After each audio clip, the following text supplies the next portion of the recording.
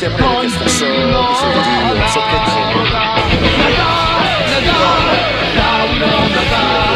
또 위원장한테 전화를 받으려고 돼 있는데 수사에 방해가 된다고 생각하지 않고요?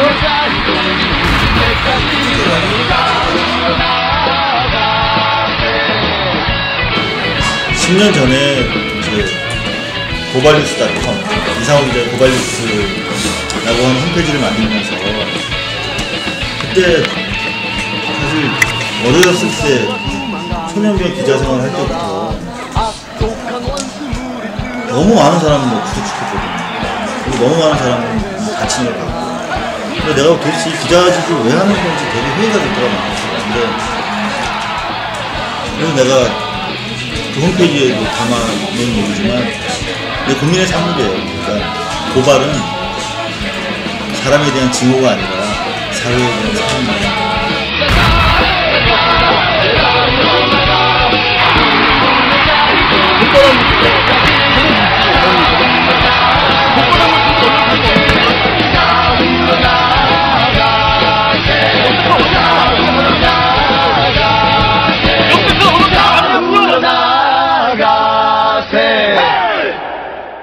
(2013년 5월 29일) 수요일 뉴스 독립군 데일리 고발 뉴스입니다.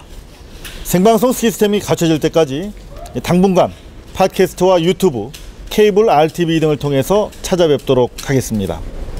이 프로그램은 3,312명의 고발 뉴스 정기구독 후원자 제공입니다.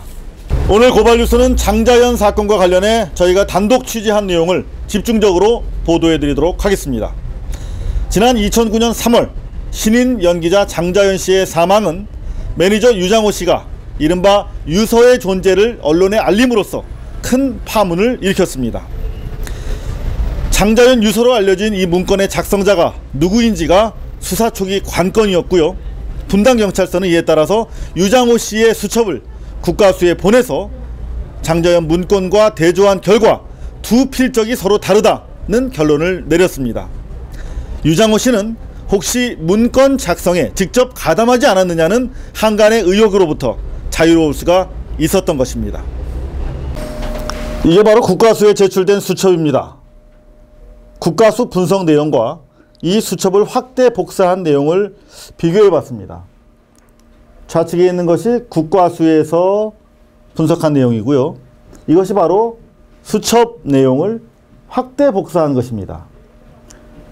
영화사 드라마 제작사 전화하기, 영화사 드라마 제작사 전화하기, 이미숙 송성미 정태우, 이미숙 송성미 정태우, 사진 찍어서 사이트에 자연스럽게, 사진 찍어서 사이트에 자연스럽게, 자료 올리고 프린트하기, 자료 올리고 프린트하기, 같은 것임을 알 수가 있지요. 그런데 이 수첩의 주인공 유장호 씨가 아닙니다. 유 씨와 같은 회사에 근무했던 다른 매니저 K 씨의 수첩이었습니다. 이런 사실을 알게 된 K 씨, 기분이 어땠을까요? 너무 황당했죠. 제 글씨를 사건에 개입시킨 것 자체도 너무 웃겼고, 그다음에 그거를 제대로 조사를 하지 않고 그냥 엉터리 조사를 해서 넘어간 경찰도 너무 웃겼고. 상당히 중요한 전체 사건의 단초가 될 것 같은데, 예. 혹시 이 사건에 대해서 누가 왜 이런 짓을 했다고 생각하세요? 단순한 실수라고 생각하세요? 뭔가 자기가 찔리는 게 있으니까 자기 글씨를 대놓고 못하고, 뭐 그때 상황에서 어떻게 된 건지 모르겠지만 뭐 근처에 있던 제 수첩을 뭐 자기 글씨냥 제출했다든지, 하여튼 그게 제대로 조사가 안 되고 그냥 그렇게 엉터리 수사가 됐다는 것 자체가 너무 황당한 거죠. 뭔가를 자기를 무마를 시키려고 숨기기 위해서 그렇게 한 것 같아요. 이 수첩에는 경찰이 쓴 포스트잇이 한 장 붙여 있습니다. 유장호 씨의 책상도 아닌 다른 방, 남의 책상 위에 있었던 것이다, 이렇게 스스로 적고 있습니다. K 씨의 책상에서 압수한 것이라고 되어 있습니다. 그런데 왜 경찰은 이 수첩을 유장호 씨의 것이라고 단정했을까요? 아무튼 국과수는 단 하루 만에 유장호 씨의 필적과 문건의 필적이 서로 다르다, 즉 유 씨가 문건을 쓰는데 관여하지 않았다고 혐의를 벗겨져 버리고 맙니다. 자, 유장호 씨에 대한 국가수 필적 감정이 엉터리로 이루어진 것으로 확인이 됐으니까 그럼 유장호 씨의 필적 감정을 다시 해야 되는 상황이 돼버린 거죠. 그렇죠? 그 외에도 이유는 더 있습니다. 여기 법원 판결문이 있는데요. 여기 보면 문건에 장자연 씨가 알 수 없었던 송선미 씨나 이미숙 씨가 받은 부당한 대우에 대해서도 적혀 있다고 돼 있습니다. 그럼 그걸 누가 썼느냐 하는 질문이 여전히 남아있는 거죠. 이런 가운데 최근 고발뉴스가 입수한 사설 감정업체의 필적 분석 결과는 또 충격적입니다. 법무법인 화우가 한국문서감정사협회 소속 우진감정소에 의뢰해 나온 감정서입니다. 보시는 것처럼 유장호 씨 글씨와 문건의 글씨가 기역, 니은, 리을, 비읍, 시옷, 이형 등 자음 7개, 그리고 모음 하나, 무려 8개의 자획에서도 서로 유사한 특징점이 확인된 것으로 나타났다 이렇게 되어 있는데요. 실제 여러분들 보시다시피 니은, 리을, 시옷, 이응, 비읍, 기역, 니은, 이응 이렇게 상당히 유사한 것으로 직접 확인하실 수가 있을 겁니다. 사설 감성업체의 분석 결과인 만큼 유장호 씨가 장자연 문건의 일부나마 직접 작성했다고 단정할 수만은 없습니다. 하지만 분당 경찰서가 타인의 수첩으로 국가수의 필적 조회를 의뢰한 사실과 맞물려서 수면 밑으로 잦아들어 있던 각종 의혹을 다시 증폭시키기에 충분한 자료입니다. 여기에 한 가지 더 의혹을 덧붙이자면 이 엉터리 초동 수사를 벌인 분당 경찰서를 지휘한 사람이 과연 누구였을까요? 네, 바로 노무현 대통령에 대한 명예훼손 사건으로 재판받고 있죠. 조현호 당시 경기경찰청장이었답니다.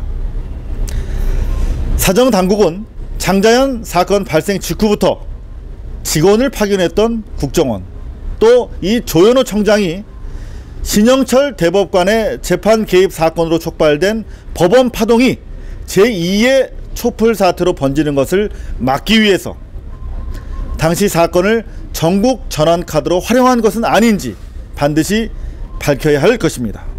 박근혜 대통령 공약이 지역 거점 공공병원을 확충하겠다, 또 예산 지원도 강화하겠다는 것이었죠. 대통령의 공약사항이 무색한 상황이 벌어졌는데요.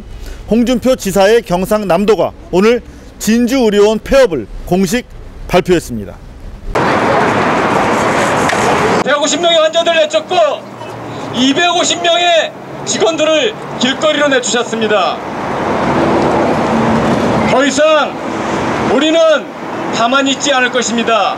범국민 투쟁을 열어서 진주의료원 정상에 수정할 것이고, 박근혜 대통령이 공약에 지역 거점 공공병원에 확충하고 예산을 강화하겠다고 약속했습니다.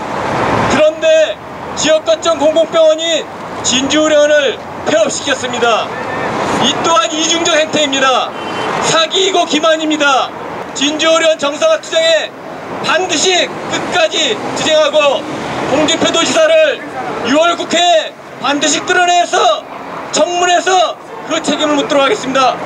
이런 와중에 홍준표 지사, 진주의료원 직원들에게 해고 통보를 다름 아닌 문자 메시지로 전했다고 합니다. 홍준표 지사 참 편리한 분이시네요.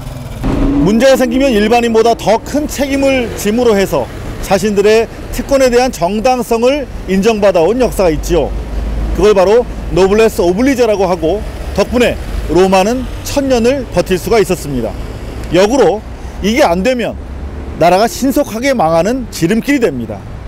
삼성전자 이재용 부회장의 아들이 영훈국제중학교를 들어가기 위해서 자기 아들 점수는 만점을 주고 그래도 합격권에 들지 못하니까 아예 다른 아이들 점수를 깎아버린 이런 정황이 속속 드러나고 있습니다.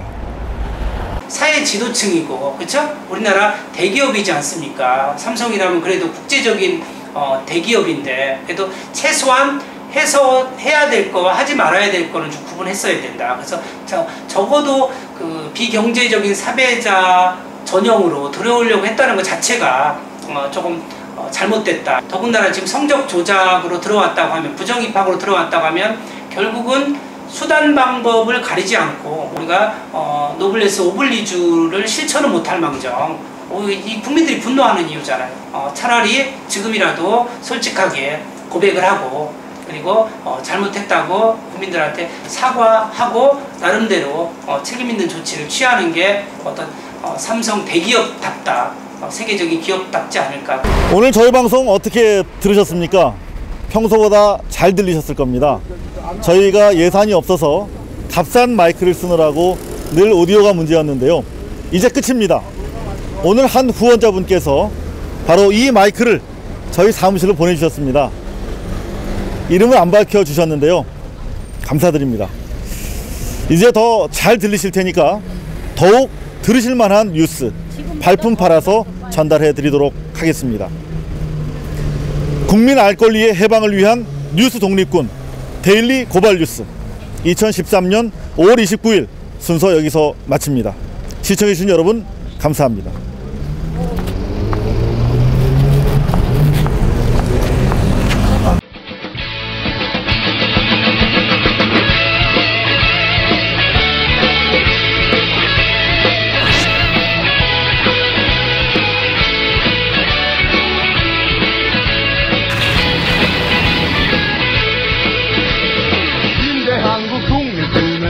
용사야 조국의 부르심은 네가 아느냐.